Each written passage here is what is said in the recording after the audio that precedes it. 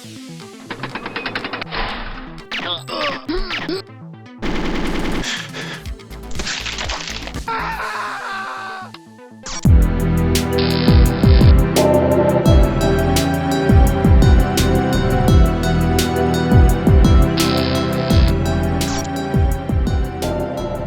back.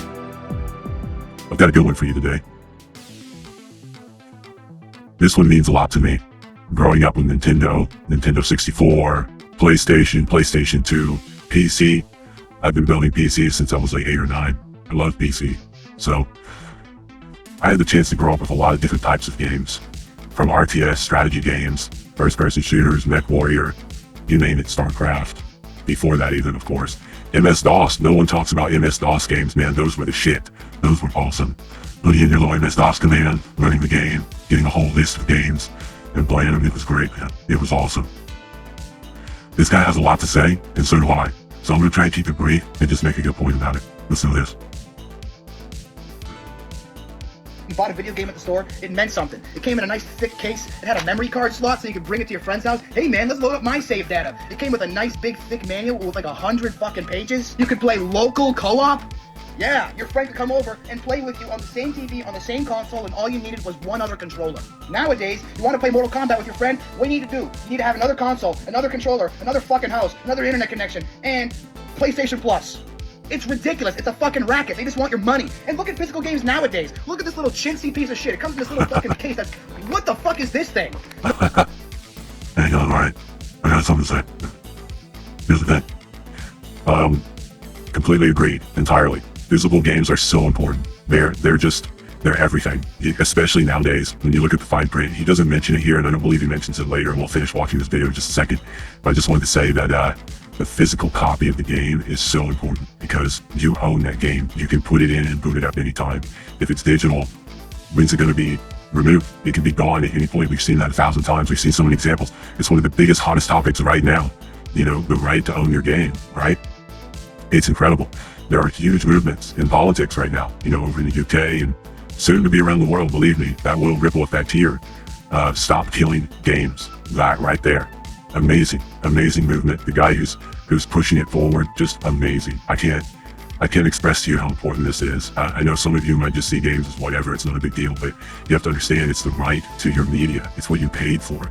This goes for all forms of entertainment, right? It's like owning the DVD or purchasing the music CD, right? And then, or versus digital. If those servers ever go down, or if they decide to remove the music because of some copyright dispute or some bullshit corporate garbage that no one cares about and is none of my business, you're going to lose the ability to listen to that song, the right to listen to that song. But if you have the CD, if you have the physical media, there's nothing they can do about it. That's why it's so important. And one more little thing, I'll tell you that in just a second. Let's keep listening. No manual, and oh, nice liner art, guys. I can't even fucking see it because you have your stupid instruction manual in front of it. Are you fucking stupid? This is why no one buys physical games anymore. You know what the other reason is? Because the video game companies are sitting around going, no one buys physical games anymore. Just put them on a digital storefront for full price and never fucking discount it. PS2 games are the best anyway because you can just stick it in the fucking console and it works. No frills. Now it... Yeah, you remember when it used to be the whole thing, hey, we're going to go digital, it's going to be cheaper, right?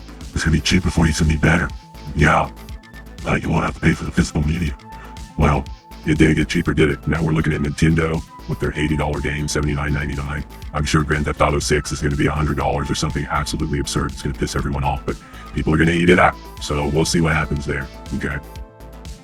But man, how funny is that? That's just the reality of it, man. It's just, they always say one thing and do another. That's just how it is. But I do want to say one thing. This is what I wanted to say a moment ago. Nintendo, lots of problems. They are a very greedy company that is causing a lot of problems in the industry. But one thing that no one talks about that I didn't even think about or account for or realize, actually two things. One, there's virtually no microtransactions in any of their games. Now, they do exist, but a lot of the games don't have it, which is unheard of in like the PC world or PS5 or any other console. Nintendo doesn't really do it. It's not a thing. They don't load all their games with microtransactions. If Mario or any Mario or Zelda or any of these games that are Nintendo exclusive were not exclusive to Nintendo, but they're on the PC or the other consoles, they'd be loaded with microtransactions, guys, especially the multiplayer ones like Mario Kart World. Oh my god, Mario Kart World, you would have, it'd be 1,000 skins, 1,000 microtransactions for everything. You wouldn't earn anything. You'd just be swiping your fucking credit card all day to buy the skin for your cart. Oh, there's a new character that came out, a new racer. There'd be a new racer every day. It'd be like a plant or a flower. There you have the plant in there. There'd be something new. They just come up with bullshit constantly. And you'd be swiping your credit card to get that new player all the time. A different variation of color. You'd be swiping your credit card. Stickers that you can put on the side of your vehicle in Mario Kart World, that would all be purchased $1. It would be insane. That's one thing they don't do. I'm mind blown by that, okay? So you gotta give them a little credit where credit's due. They might charge you $80 for Mario Kart World, but there are no microtransactions in there that I know of. I've never seen any, so that's pretty crazy. Yes, I own a Switch too, by the way.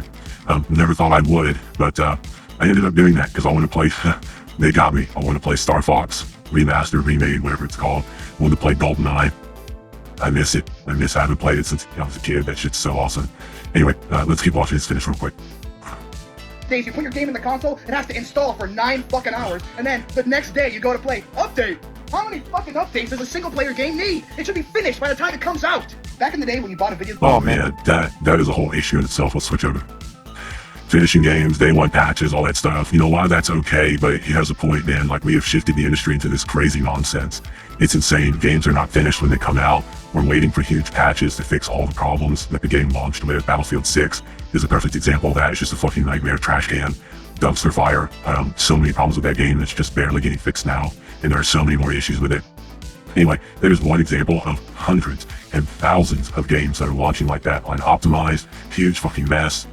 So many problems, guys. I swear I could make this video 45 hours long, complaining about the current gaming industry and what's happened. It's so disappointing to see. And like he said, you know, I don't really deal with long download issues. My internet's very fast. I can download most things in under 30 minutes. Usually nothing takes more than 15, 20 minutes, okay? But I pay for that, of course. It's not cheap. Point being is that, yes, it's an issue. And if you're a console or you're a console player, that is even a bigger issue. You have your physical media, you put it in there, it's got to download the shit. On the Switch too, you have the option to buy the physical game. Now, obviously, it's a little, physical card. Here, let me grab it here. Right? It's a physical little card that you can buy. It's optional. It costs like, I think, $10 more than the digital version, something like this, Mario Kart World, obviously. Anyway, it's a little express card. Okay? You can buy that. And of course, I'm doing that because I want the physical media. And you know what's so awesome about that? Is that's what most people are doing. The graphs. The statistics show most people don't want to buy the digital media. They want the physical because they know if something were to happen to Nintendo, if something were to happen to the internet service, anything, they will always be able to put that physical media in there and play it, okay?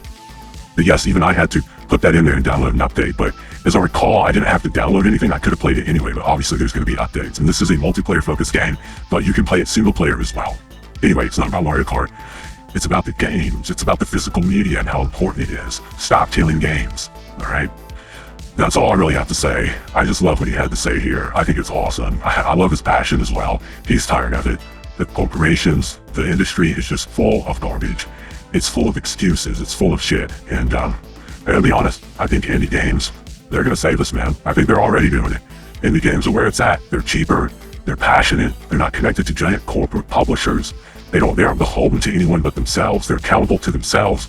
Obviously, within reason, you have to do your research, make sure it's a good company, it's not a fake company or a scam, whatever. You know, that's what Steam's for. That's what all these other businesses are for. YouTube reviews. But point being, indie games, man. So awesome. I mean, Hollow Knight, damn, that was a good game. I got like 90 hours on that game. Hollow Knight Silk Song. That was incredible. That was an experience I haven't had in a long time. Pretty frustrating moments, but I beat it all the way through. And yes, I did the alternate endings. I did the real endings, okay, that you get after going through and beating more and more bosses and so on, and doing all these things. Anyway, I'm rambling now. I appreciate you tuning in. I'll see you in the next one.